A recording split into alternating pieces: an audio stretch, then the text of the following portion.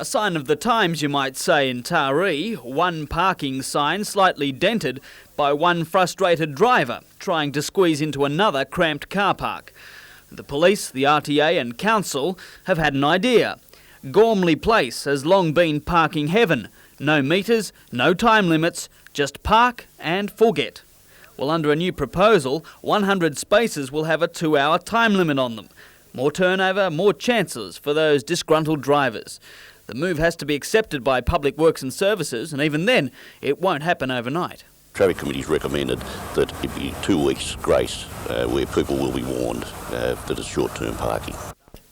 And after that, to park and forget will cost you $45.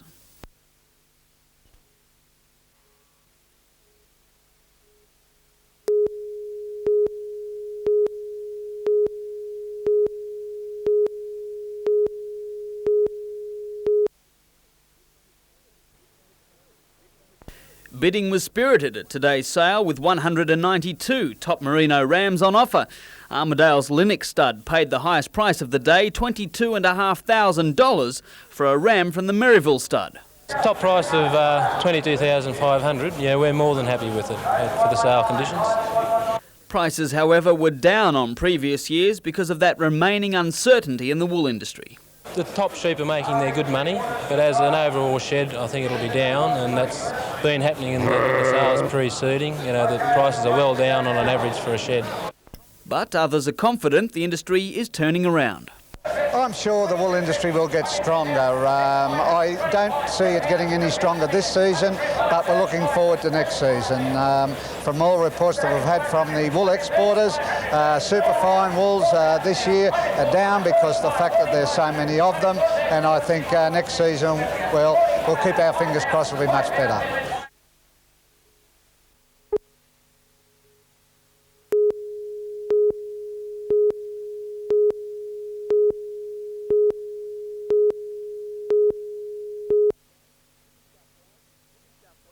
New South Wales and Queensland governments combine to build the weir. It's an amicable arrangement. The states will share the water which will be worth an estimated $10 million to the man on the land. It's a guaranteed backup of the water that's there at all times. It's another storage into which we can let down water from the Glenlyon Dam and later on from another new structure that's going to be built in New South Wales. The official part over and done with, it was time for the moment everyone had been waiting for. The final bill for construction, $13 million.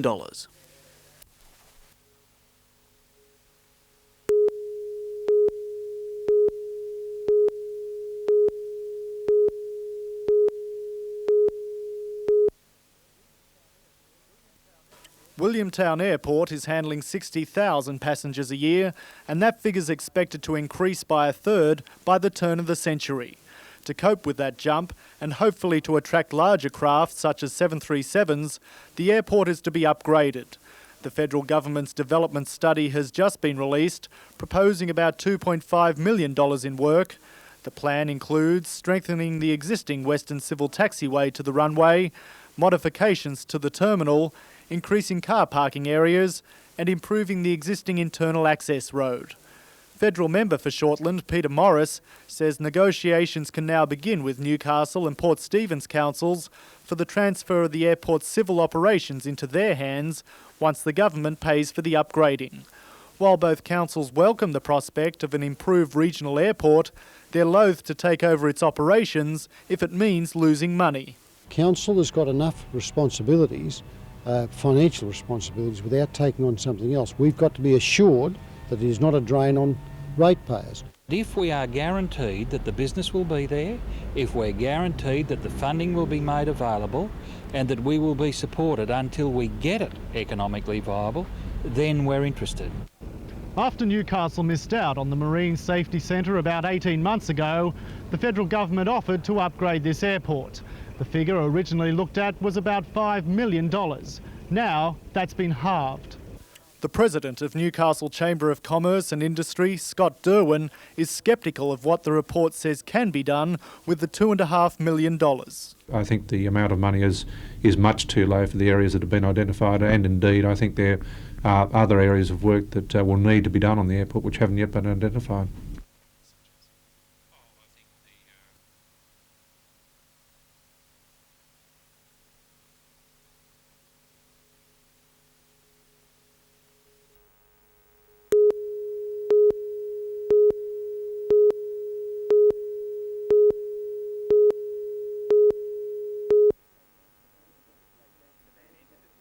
The man entered the State Bank in Man Street shortly after 2 o'clock and demanded money from tellers.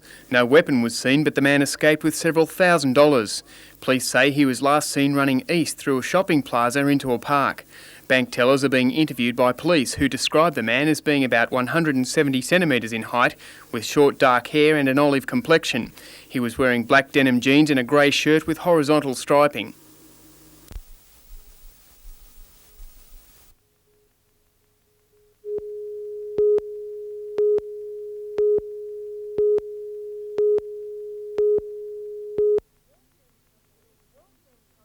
Wallsend Hospital was officially closed last September.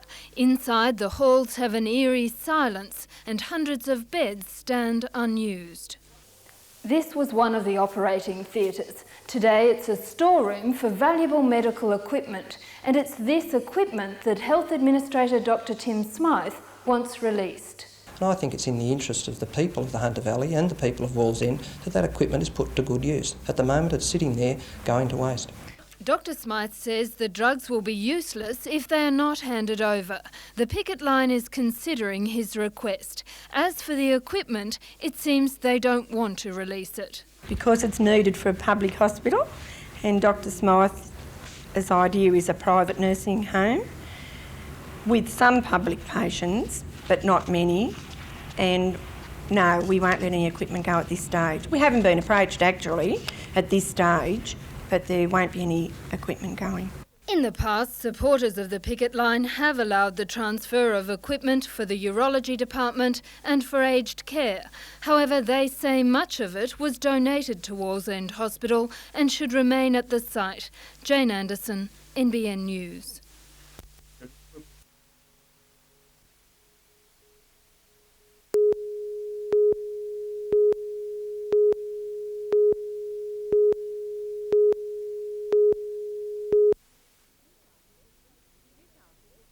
Newcastle was recently voted the best place in Australia to live, and yet it doesn't have a 5-star hotel. Some locals believe that's been to our detriment. With the motel stock we have in our top position at the present time, we can't convince people to spend the time in Newcastle. It's been the best kept secret. And one of the reasons it's been the best kept secret is that we haven't been providing the right accommodation for people. Debate over Newcastle getting a 5-star hotel has raged for the past decade. In recent years, 5 sites have been proposed, including this one here at the Civic Centre. But despite the enthusiasm, none have gone ahead. There's a determination to make sure that one of these proposals goes ahead, and the City Centre will bring together the thoughts of all those who have looked at other sites. The City Centre Committee has budgeted $18,000 to study the feasibility of Newcastle having a first-class hotel. The study will look at all research and hotel plans previously made for sites such as Honeysuckle and Zara Street. There'll also be input from the tourism industry and local business houses. Mr Evans believes the cost is a minimal investment in Newcastle's future. I think it's a moderate amount only to spend if we've got a reasonable chance of encouraging that sort of development. The study's concept must first be formally approved by the full City Centre Committee. Once given the nod, it'll get underway within 2 months. Mr Evans expects a report on the study by June. Catherine Lamond, NBN News.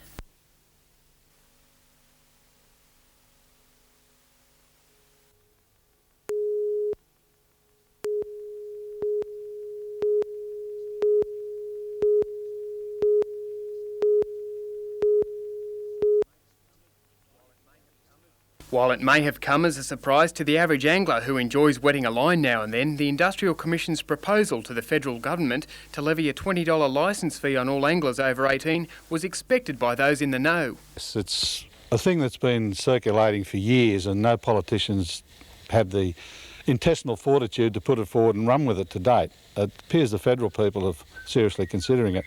The plan surfaced as one way of recovering the millions of dollars spent on fishing management and research. Recreational anglers claim they already pay their way through sales tax on equipment and fuel and see little return. They're wary of how money from a further fee would be spent. I think a case can be made for a licence. There will be a lot of people who won't agree with me on this issue, but I believe a case can be made if we have a situation where it's a reasonable unit cost to the individual and not excessive, and that the money, the funds gathered are dedicated into a trust fund or something similar to be administered by elected representatives of the recreational fishing users and the various government authorities that will benefit from the funds. Central to the issue is a growing concern for the conservation of fish stocks. To do research, we need finance. Now, if we can't get governments to give back sales tax, or some of it, we've got to look at other avenues of being able to contribute. If we reach a stage where we do pay a licence, we then can demand some results for what our monies have been taken for. The cost and infrastructure needed to collect the fee from Australia's estimated 4 million anglers would be massive.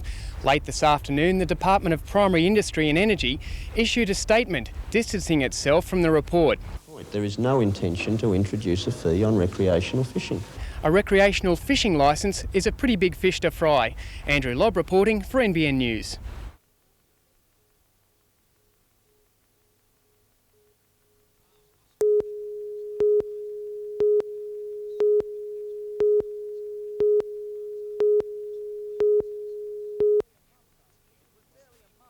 It was barely a month after the earthquake. The city was cleaning up. Staff at the city library were also hard at work, and 2 years later, this is the result. The definitive quake collection. I think Newcastle has something to learn from it, and I think also other cities and towns can also learn. I think people are looking towards us to be leaders in the disaster recovery area. Newspaper articles, journals, videos, survivors' thoughts recorded, items from across Australia, as well as Canada, the US and Britain. Some overseas observations are included more for entertainment. We had kangaroos, reports of kangaroos jumping in the streets, as well as, coal mines collapsing and that type of thing. And then there's the story of how tennis champ Ivan Lendl was unruffled by the earthquake. The fact he was in Sydney at the time probably contributed to his peace of mind. The earthquake has also been the inspiration for novels. The collection is open to the public. It will be updated monthly. Anthony Griffiths, NBN News.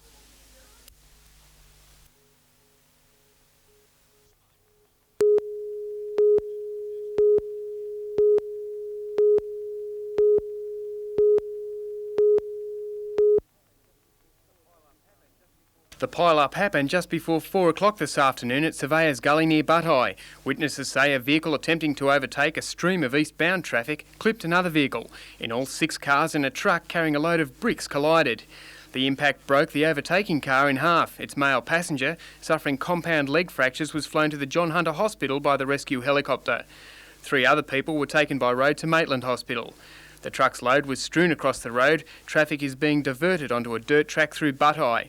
The Police Accident Investigation Squad is on the scene. John Renshaw Drive will remain closed for at least 2 hours.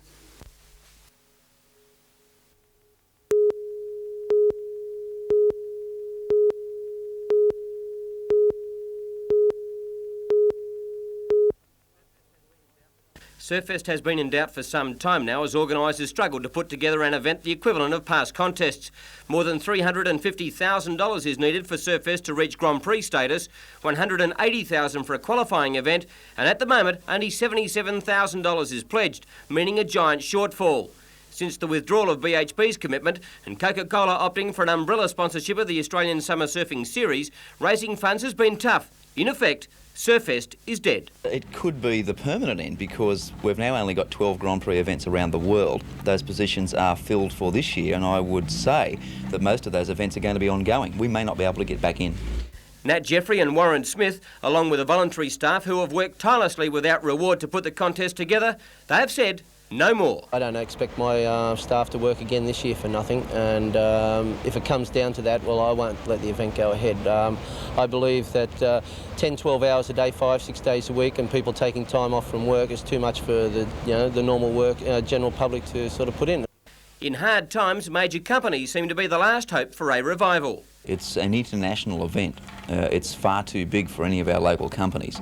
And in fact, we need to look either for national sponsors or possibly international sponsors because it's an event that's going to be seen and heard of all around the world. But there is still a feeling that this is Newcastle and maybe there hasn't been the support coming from our town and its people as there should have been. I'm a family man. I know how hard it is for us these days. A lot of us have been laid off because of the industries around the town. I think it's time the industry started to look back on what they owe Newcastle, and they should put something back into it.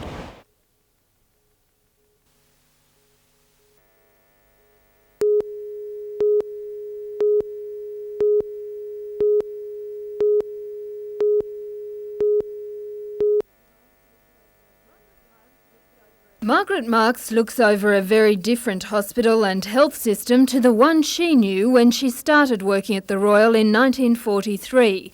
Margaret began her career as the matron's secretary, but switched to nursing. We had lots of fun. We worked hard and we enjoyed the time, and we had a lot of fellowship with other nurses and the patients. We got to know patients a lot better because they were in a lot longer. As a nurse educator and later director of nursing, Miss Marks has passed on her knowledge to hundreds of other nurses. Throughout her career, she has had a guiding philosophy. The main thing was to see patients were cared for with dignity and compassion. And she has a reminder to young nurses. Learning's a lifelong experience, but having completed a degree at university doesn't mean the end. That education is a lifelong experience.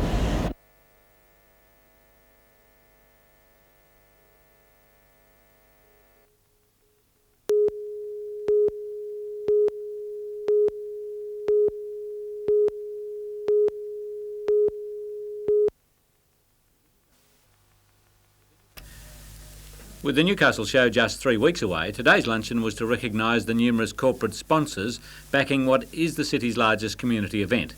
But it was also a rare chance to do a lap of Bathurst courtesy of Peter Brock. Always an entertaining speaker, on race cam or at the podium, Brock revved up enthusiasm for the show. There's absolutely no problem in the world with making it more successful than it ever has been before, providing it gets sufficient support from those who are part of it. He said any task can be likened to motor racing. You can make things work as long as the desire is strong enough. From his start in a Holden-engined Austin through to the high-tech world of turbocharged Sierras and 600 horsepower V8s of today, Brock said he's always tried to avoid the word can't. The word can't does not exist in my vocabulary. Peter Brock will make an appearance at this year's show on Friday, February 28th. Jim Sullivan, NBN News.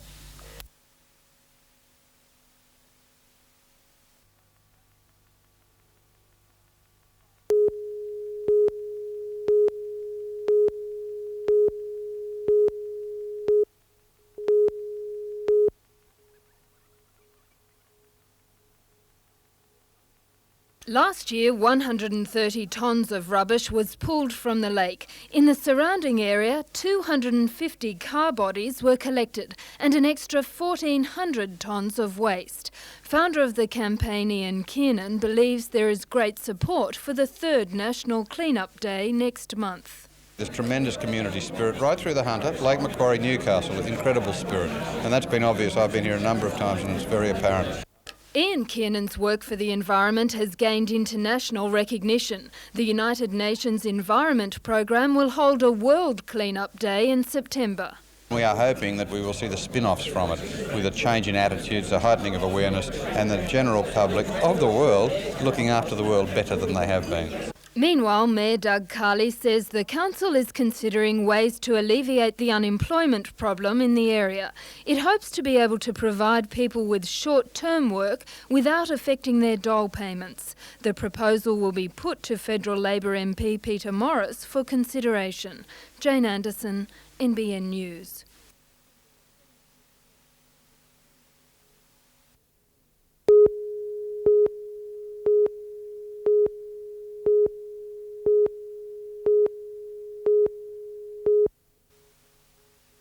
But in the past, statistics have shown that the rate of disposal of matters in Newcastle is... Your Honour, Judge O'Mealy, Judge Moroney, Judge Burke. The Attorney-General, the Honourable Peter Collins. Peter Collins would have been...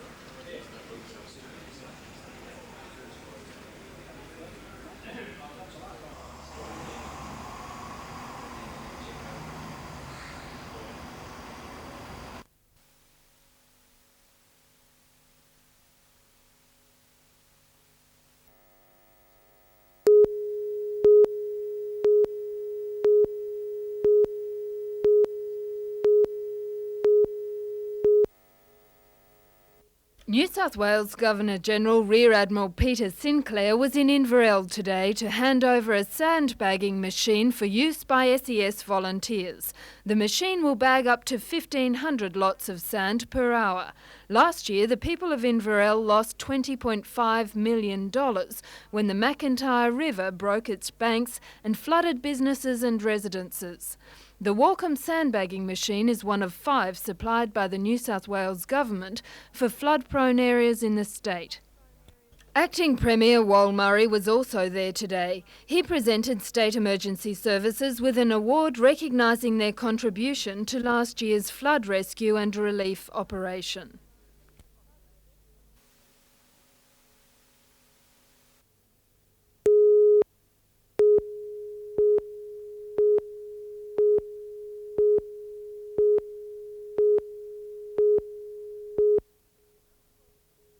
Around 12 noon, the BP service station in the Newcastle suburb of Mayfield was held up. And he came round, asked for a can and cigarettes, and then he said he had to go out and get some money. Haitianet continued serving customers. When the shop was clear, the assailant, who's aged between 18 and 22, re-entered the shop. Then he came around the counter, and then I knew there was something wrong, and then came up here, and he got out a knife that was a fairly long one, and just told me to open the till up and get the money out. The offender escaped on foot. While a customer attempted to chase him, Haitianet alerted police. Within minutes, police patrols were searching nearby streets, while detectives checked for fingerprints. As yet, no one has been arrested. Police are looking for a tall male with a fair freckled complexion and light red hair. Catherine Lamond, NBN News.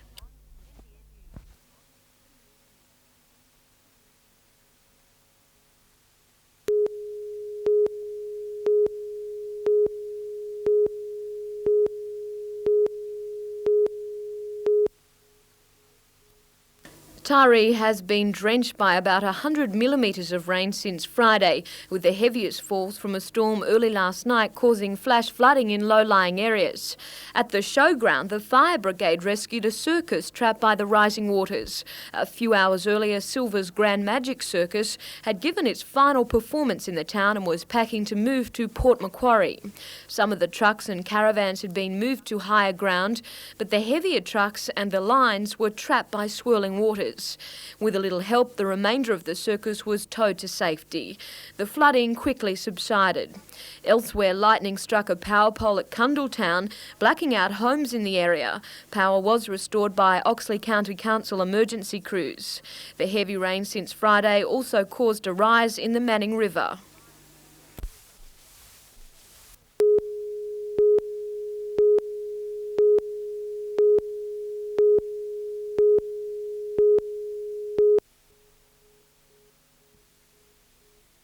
Only 10 years ago, BHP's Newcastle Steelworks employed 11,500 people. Today, it's down to 3,800. What the future holds for the big Australian in Newcastle will be clearer when BHP releases a report in June looking at what's needed to keep the works competitive. The options being considered range from a $500 million refit of the existing works to reducing operations to a mini-mill. But at today's seminar, about 80 union, political and industry leaders heard the FIME make gloomy predictions about the fate of what many people believe is Newcastle's lifeblood. I feel that the current statements are a smokescreen for his real intentions of either total closure or a mini-mill operation in Newcastle. Mr Rudd asserts BHP favours the mini-mill option, which he says would be disastrous for Newcastle, with the workforce shrinking to 1,000. We would probably employ in Newcastle between 400 to about 1,200 people. Doesn't need the higher skills that's needed by the steel industry itself. A 5-member committee has been formed to meet with the BHP's board in Melbourne and the federal government to try to get answers about the work's future. It's a move supported by the state opposition leader Bob Carr, who attended the seminar. It's not in the interest of this region and of the New South Wales economy to see BHP retreat, withdraw from comprehensive steel manufacturing. No representative from BHP attended this morning's seminar. In fact, Mr Rudd told the gathering that BHP didn't want the meeting to go ahead. I chose not to attend myself this morning because we already have a number of forums, quite official forums, in which we speak with the unions and keep them up to date. Mr Jeans says no decision about the future of the works has been made yet, but whatever's decided, it has to ensure the Newcastle operations are more efficient and internationally competitive. Scott Bevan, NBN News.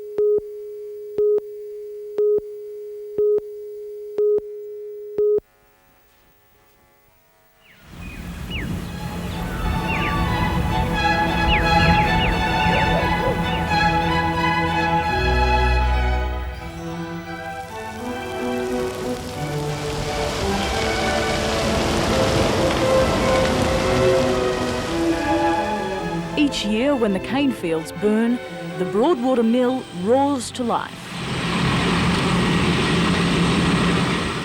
This mill is one of only 3 left in New South Wales. Once there were 30. Here the boiler fires burn 24 hours a day for almost half the year, carrying on a tradition that began in 1881.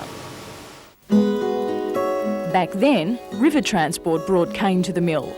That ended in 1974. But almost 20 years later, the river trade is set to return. Cane is to be shipped from Bundaberg in Queensland and then inland at Ballina in February. For a while, though, road transport will remain the main method of cane haulage.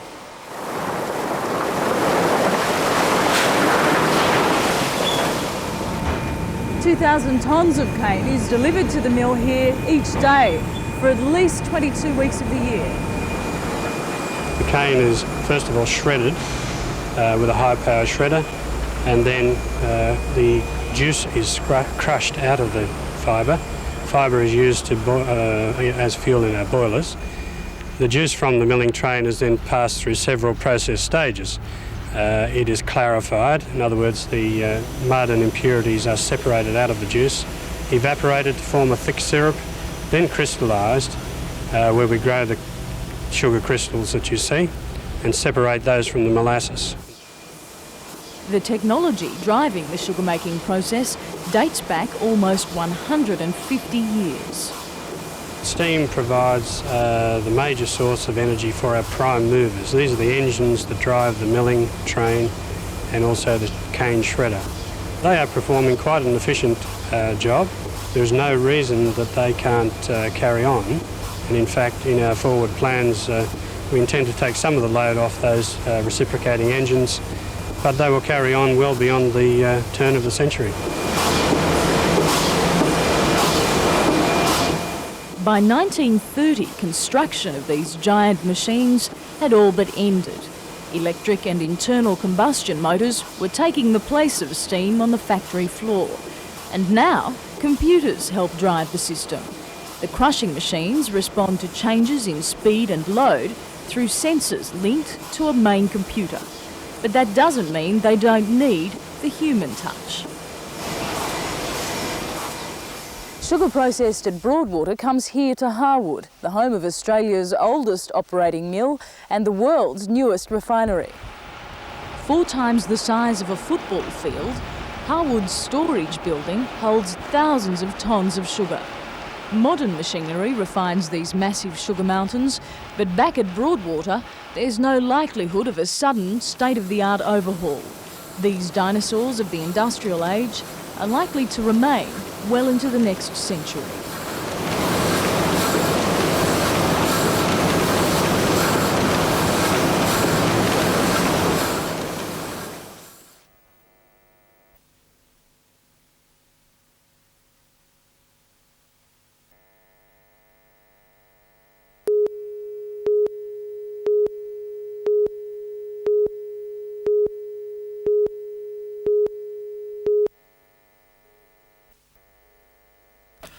The antique display attracted motorcycle lovers from all over the northwest, giving them a chance to show their wares and compare notes with other owners.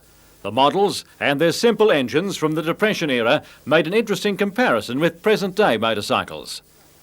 Names of manufacturers from a bygone era were visible, logos that have disappeared into bankruptcy over the years. One of the oldest bikes on display was a 1928 BSA 771 that the owner from Old Mill has had since it was new and travelled about on during the Great Depression. Organisers were pleased with the turnout of spectators and participants.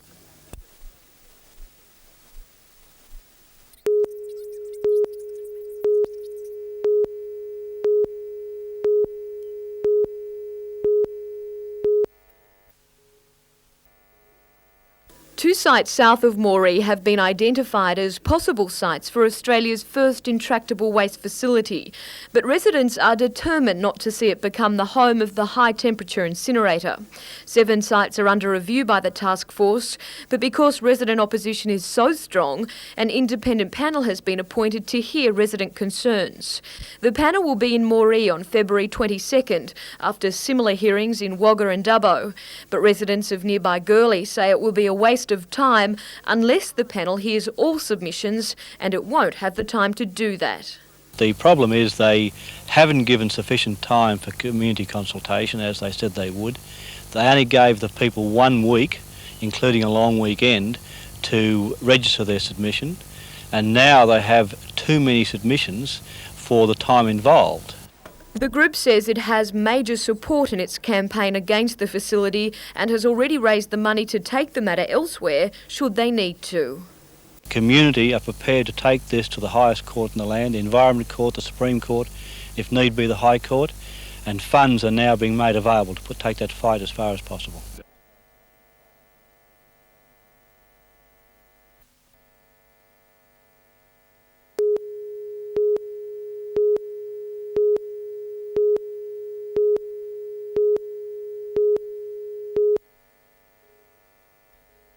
The machine went down in an icy lake near Denver in Colorado.